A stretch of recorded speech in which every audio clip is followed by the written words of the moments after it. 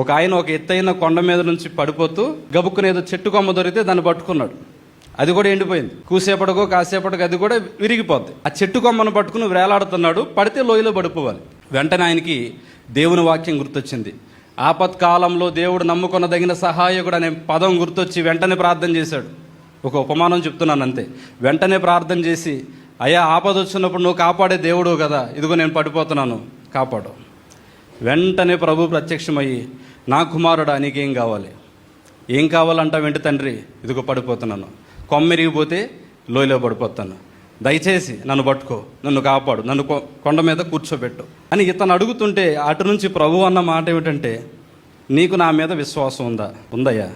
విశ్వాసం ఉంటే నువ్వు పట్టుకున్న కొమ్మ వదిలేసే, నీ పాదములకు రాయి తగలకుండా నేను నిన్ను పట్టుకుంటా. ఇది దేవుడు చెప్పిన మాట. వాడంటాడు, ఊరుకో ప్రభా, ఈ కొమ్మ వదిలితే ఏమైపోతాను, నేను మాత్రం ఈ కొమ్మ వదలను, కానీ నువ్వు మాత్రం నన్ను పట్టుకో. ఆయన అంటాడు, వద్దురా, నా మీద నీకు విశ్వాసం ఉంటే ఆ కొమ్మ వదిలేసేయి, నేను పట్టుకుంటా.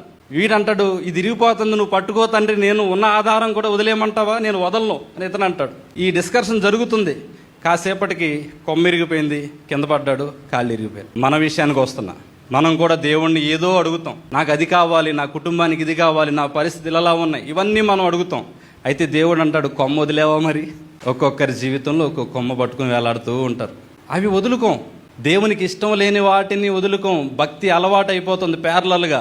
ఓ పక్కన కన్నీటి ప్రార్థన అలవాటు అవుతుంది, మరో పక్కన కఠినమైన పాపపు జీవితం అలవాటైపోతుంది. ఇది చాలా ప్రమాదం. మన జీవితంలో ఉన్న కొమ్మల్ని మనం వదులుకోము, దేవుణ్ణి దీవించమని అడుగుతూ ఉంటాం. ఇది చాలా ప్రమాదం అండి. ఆ మనుషుల జీవిత కాలంలో ఏది పొందుకోలేకపోతున్నారు. దయచేసి మీ విశ్వాస జీవితాన్ని ఒక్కసారి పరీక్షించుకోండి. వ్యక్తిగతంగా మీరు దేవునికి ఇష్టమైన బిడ్డలుగా ఉంటే ఎంతో ధన్యులు. లేదండి, కొన్ని మా జీవితంలో ఉన్నాయి, వదులుకోవాలంటారా? ఈ పూటే వదిలేసేయండి. రేపటి నుంచే దేవుడు మీ జీవితాలను గొప్పగా మారుస్తాడు.